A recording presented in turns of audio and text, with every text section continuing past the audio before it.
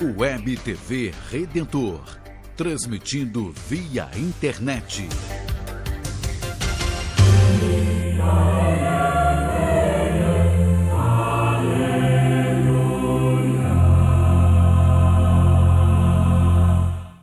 A paz do Senhor esteja com todos vocês, caríssimos irmãos e amigos. Hoje, solenidade de São Pedro e São Paulo, duas colunas da igreja. Dia do Papa, dia da coleta chamada Óbolo de São Pedro. Momentos que antecedem a nossa jornada mundial da juventude e que nós temos essa oportunidade de que essa festa solene, transferida para o domingo aqui no Brasil, nos ajude ainda mais a ter o carinho para com o Santo Padre, a ver realmente aquilo que é a sua missão de confirmar os irmãos na fé, proclamar Jesus Cristo como o Senhor e o testemunho que a igreja, enquanto aquela que anuncia Jesus Cristo, é chamada a dar, como Pedro e Paulo fizeram. E é por isso que nós hoje, nesse final de semana, celebramos essa festa solene. Nesse domingo, dia do Senhor, solenidade, São Pedro e São Paulo, apóstolos. O dia do Papa, que nós hoje celebramos, meus irmãos e irmãs, está ligado justamente à profissão de fé que Pedro faz.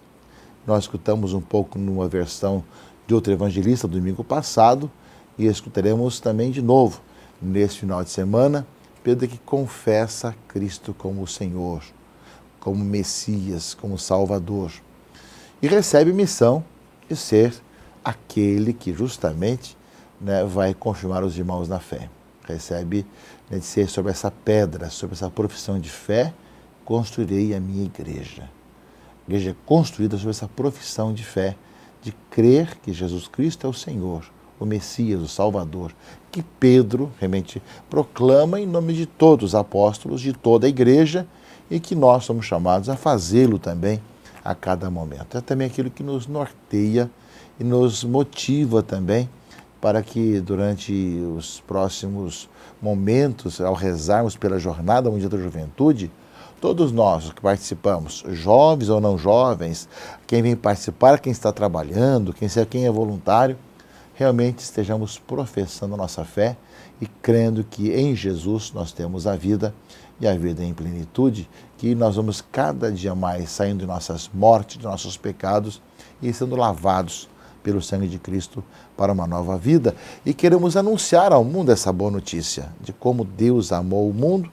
que enviou seu Filho Jesus Cristo como nosso Senhor e Salvador. Portanto, é esse momento que vivemos também nesse final de semana. Passos que vão assim nos abrindo para esse próximo mês de julho, esse mês abençoado em que os deslocamentos dos jovens para a Semana Missionária nas paróquias do Brasil todo e os deslocamentos de todos os jovens para o Rio de Janeiro, de 23 a 28 de julho, possa ser uma marca que leve a todos nós, do nosso país, da nossa vida, a vivenciarmos cada vez melhor, com alegria, a nossa caminhada de cristãos, de apóstolos do Senhor Jesus Cristo, de missionários. É, portanto, também cada um de nós que nos preparamos para celebrar ou a Semana Missionária ou ainda a Jornada Mundial da Juventude, que seja o centro da nossa profissão de fé, que cremos em Jesus Cristo como nosso Senhor e Salvador. A leitura do Evangelho desse dia de hoje, esse final de semana, é de Mateus 16, que trata justamente da profissão de fé, quando Jesus pergunta o que diziam os homens que eu sou, e que Pedro responde depois, quando pergunta quem eu sou para vocês, ele vai responder, tu és o Cristo, o Filho do Deus vivo. E aí vem a afirmação de Jesus a Pedro. Feliz és Simão, filho de Jonas, porque não foi a carne nem o sangue que te revelou isto, mas meu Pai que está nos céus. E eu te declaro, tu és Pedro, e sobre esta pedra edificarei a minha igreja. As portas do inferno não prevalecerão contra ela. E eu te darei a chave do reino de Deus. Tudo que ligares na terra será ligado nos céus, e tudo que desligares na terra será desligado nos céus. É explícita a palavra de Jesus a Pedro. Você é sobre essa pedra que eu construo a igreja. E você tem essa chave para ligar e desligar. Pedro, né, teve essa missão que transmite depois aos seus sucessores. Nós temos hoje o sucessor de Pedro, que é o Papa Francisco. Através da história, muitos sucessores de Pedro foram levando adiante essa missão. Alguns com mais sucesso, outros nem sempre assim, né, como só acontecer na natureza humana. Mas nós temos hoje, justamente na sé de Pedro, o Papa Francisco, que todos nós sabemos, como todos os especialistas em Vaticano, em eleições, erraram, né, tremendamente ao tentar encontrar quem seria eleito Papa. Porque justamente é uma eleição que os cardeais abrem seus corações para a ação do Espírito Santo, que, claro, o mundo não pode compreender como é que isso acontece, mas que acaba se escolhendo aquele que o Senhor inspira no coração, né, na mente dos nossos cardeais. E nós vamos ter o privilégio de receber o sucessor de Pedro, aqui no Brasil, aqui no Rio de Janeiro, e para isso milhares de jovens do mundo todo e também do Brasil, a maioria do Brasil, estaremos aqui para receber, para acolher e para pedir que Ele confirme a nossa vida de fé, nossa caminhada como cristãos hoje, e dizer o quanto nós o queremos bem, o quanto nós o amamos e queremos rezar por Ele, para que Ele que recebeu essa missão possa continuar firme e com coragem no mundo que tem tantos questionamentos e que pressiona por tantas formas.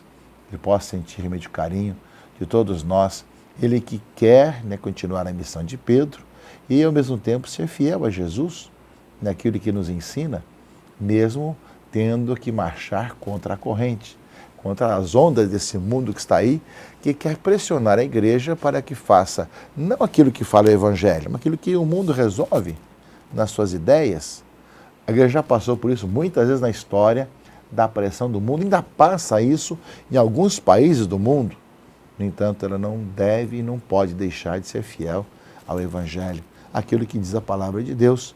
E aí que justamente tem as contradições e as dificuldades.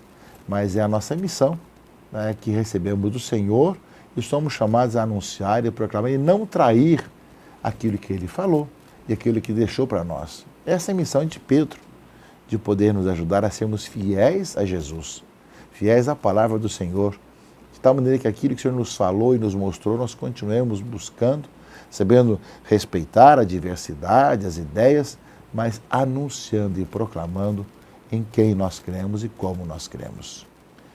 Por isso eu creio, caríssimos amigos e irmãos, que celebrar a festa, né, de São Pedro e São Paulo, o dia do Papa, nesse ano, para nós tem um caráter todo especial, porque nós celebramos essa festa no ano e às vésperas da vinda do sucessor de Pedro, o Papa, no meio de nós.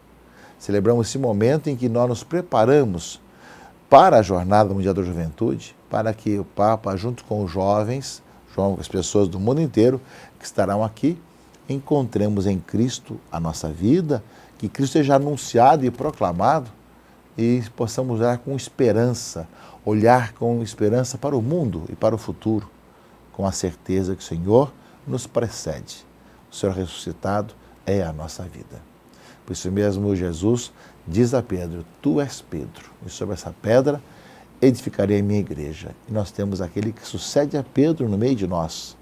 Daqui a uns 20 dias, teremos aqui Pedro no meio de nós, a confirmar os irmãos, a estar conosco aqui do dia 22 até o dia 28, né, e estará com a juventude para dizer da sua alegria, não só de estar com a juventude, mas de estar também anunciando Jesus Cristo ao mundo através da juventude presente no Rio de Janeiro.